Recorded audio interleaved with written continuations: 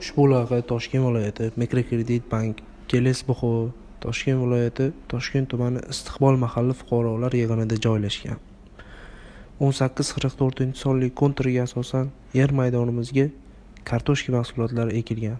Ushbu yer maydonimiz 10 gektarni, ya'ni uzunligi 600 metr, bo'yi esa 400 metrni tashkil etadi.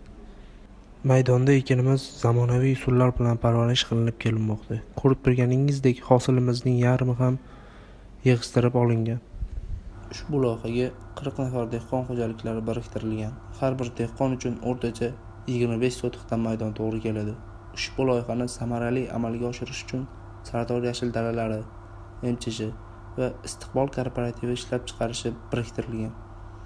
Ushbu loyiha bo'yicha har bir gektardan 18 tonna, umumiy miqdorda esa 190 tonna hosil olish rejalashtirilgan.